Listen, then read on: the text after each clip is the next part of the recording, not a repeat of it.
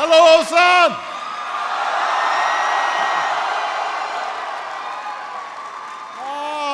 It is good to be here.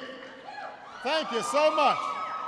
First of all, please give Staff Sergeant Randy Gray a big round of applause for the outstanding introduction.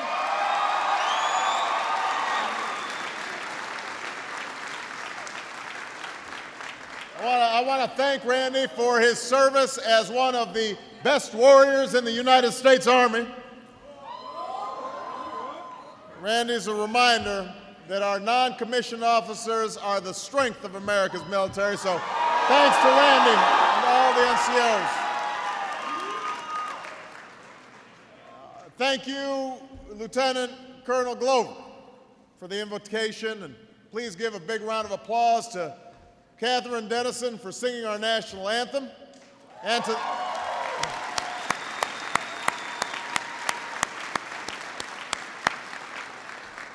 the 8th Army Band. Where are you guys at? There they are up there. You look fantastic. To all the airmen and soldiers behind me, you guys make a pretty good photo op. We are grateful for your service. I want to thank your local leaders at Osan for welcoming me here today, including Brigadier General Michael Katz and Colonel Tom Big Deal.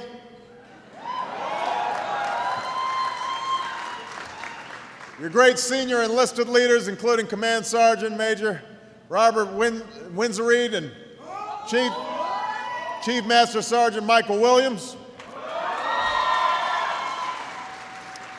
We are joined by America's outstanding representatives here in the Republic of Korea. I want you guys to give it up for Ambassador Kathleen Stevens and General Skip Sharp. Give them a big round of applause.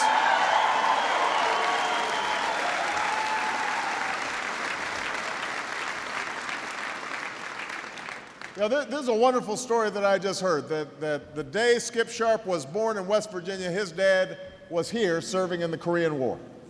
And that just says something about the extraordinary tradition of your family and service to our country, and we salute you for that. We are grateful to you. Thank you so much. Listen, it is great to be here at Osan Air Base.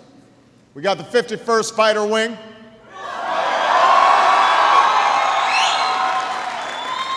We got the 7th Air Force and Air Forces Korea. But I know we have folks from all across U.S. Forces Korea. We've got the 8th Army and Army Forces Korea. We've got the Naval Forces Korea. We got Marine Forces Korea. Special Operations Command. And we've got a whole lot of DoD civilians, too.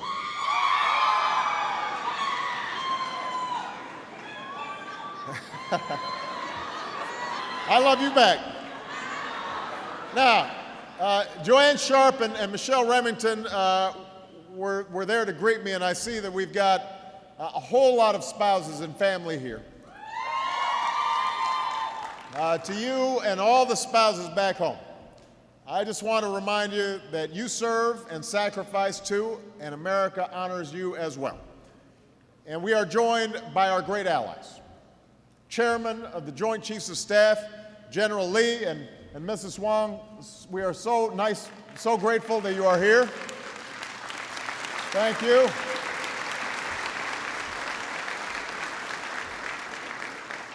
Members of the Republic of Korea Armed Forces, and to all our Katusha partners, your English is better than my Korean, but let me say, Kashi Kapshida.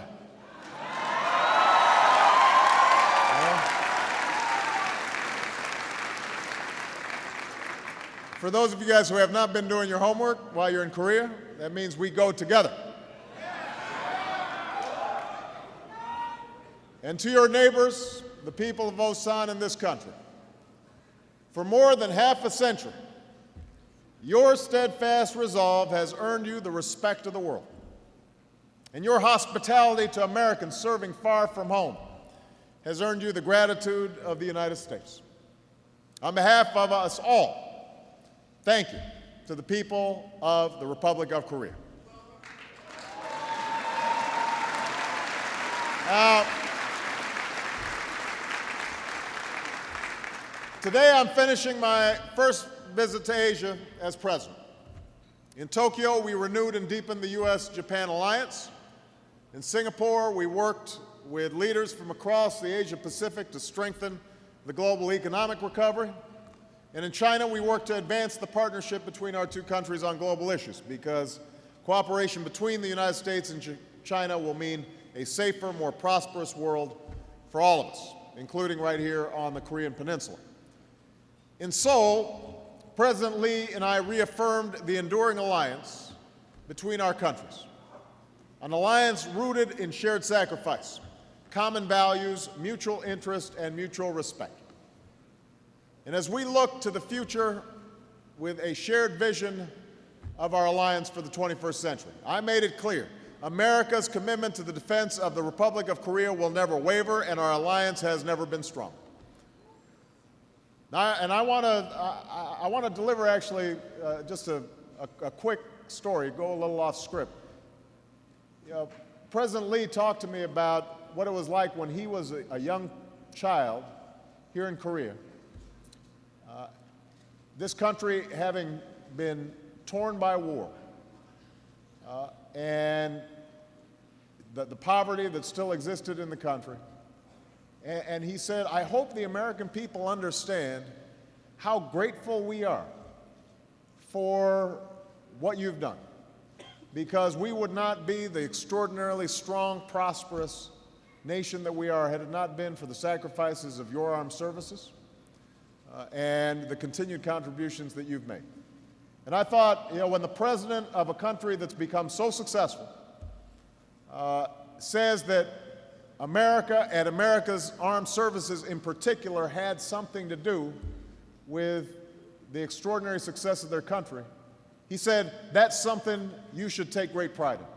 And I want all of you to know that, because you are carrying that tradition on right here at Osan. I couldn't come to the Republic of Korea without coming to see you to deliver a simple message, a message of thanks to you and your families. Because of all the privileges of serving as president, I have no greater honor than serving as commander-in-chief of the finest military that the world has ever known.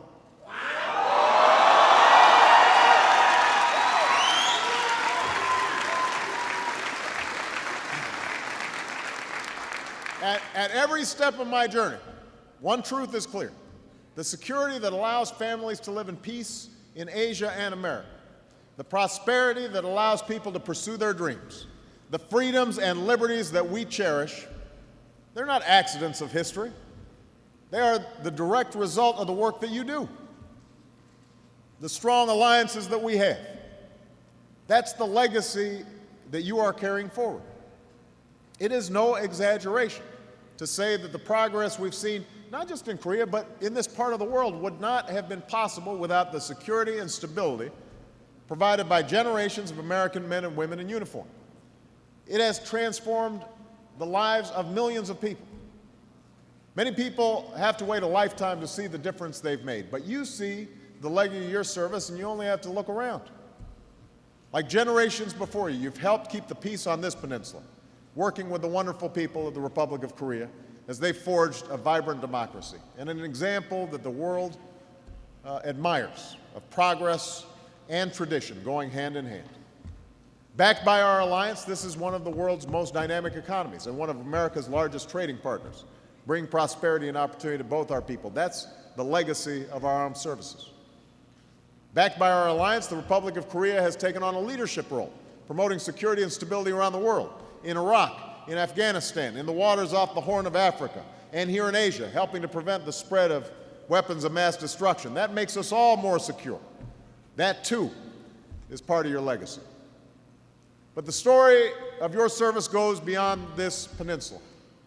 For you are members of a generation that has earned your place among the greatest in American history. You volunteered in a time of war, knowing that you could be sent into harm's way. Many of you served in Iraq. You You've given people a chance of self-government there. Others among you served in Afghanistan.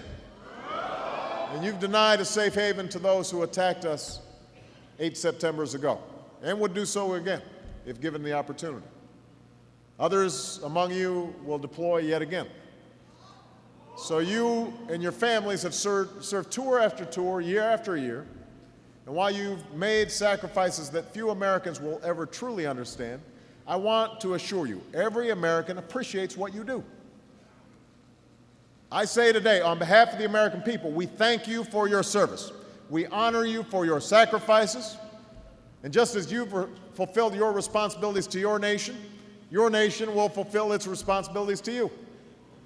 So as Commander-in-Chief, here's the commitment I make. We'll make sure you can meet the missions we ask you to go on. That's why we're increasing the defense budget, to keep you the best trained, best led, best equipped military in the world. We've increased the size of the Army and Marine Corps ahead of schedule. We've approved a temporary increase in the Army. And we've halted reductions in the Navy and the Air Force, which will give you more time home between deployments. And will help us to put an end once and for all for stop loss for those who've done their duty. We'll spend our defense dollars wisely. So we're cutting tens of billions of dollars in waste and unnecessary projects that even the Pentagon says it doesn't need, so that we can spend that money on building the 21st century military that we do need so we can maintain our military superiority. And I promise you this, I will not hesitate to use force to protect the American people or our vital interests. But I will also not risk your lives unless it is absolutely necessary. And if it is,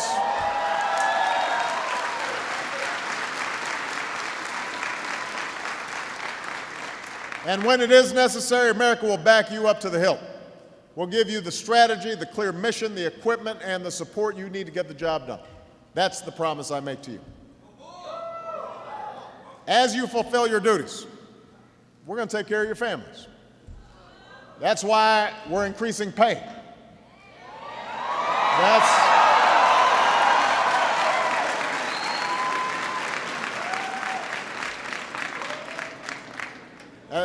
That's what's called an applause line in the business. That's why we're increasing child care. That's why we're increasing support to help spouses and families deal with the stress and separation of war.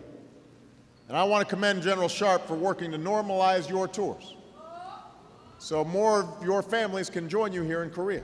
And everywhere I go, from what I've heard, there's an extraordinary quality of life here for our troops. The fact that we can extend these tours a little bit longer just provides more stability and security for your families. Finally, we pledge to be there when you come home. I mean, it's nice here, but we want you coming home. We're improving care for our wounded warriors, especially those with post-traumatic stress and traumatic brain injury. We're funding the post-9/11 GI Bill to give you and your families the chance to pursue your dreams. We've made the biggest commitment to our veterans through the largest percentage increase requested for the VA's budget in more than 30 years. So these are the commitments I make to you, because you've always taken care of America, and America needs to take care of you. For you are the latest chapter in a long story of proud service, a story told in quiet places of reflection and tribute, including a memorial on the National Mall in Washington, not far from the White House. Now there, between the monument to Washington and the memorial to Lincoln, you can find it. 19 statues, a squad on patrol as they might have appeared on this peninsula 6 decades ago. Their packs on their backs, clad in their helmets and ponchos, carrying their rifles and radios. Every service, Army, Air Force, Navy, Marines, every race, white, black, brown, standing together, serving together, moving on, pushing ahead. And etched into the black granite wall beside them, thousands of faces, the nurses, the mechanics, the support personnel who served alongside them. There at the Korean War Veterans Memorial, beside the tranquil waters that help us remember, are the statistics of their sacrifice. The wounded, the captured, the missing, the dead from that war. And under a bright American flag, etched in stone, are timeless words we know to be true, that freedom is not free. Freedom's not free. And it is paid in the service and the sacrifice of all who wear America's uniform. It was paid by their generation, from the Pusan perimeter to the landings at Incheon, from the skies of Mig Alley to the heroism of Heartbreak Ridge. It's been paid by every generation since, and it's being paid by you in service that inspires us all. And for this, your country and generations yet unborn will be forever grateful. So God bless you all. God bless the armed services, and God bless the United States of America. Thank you, everybody.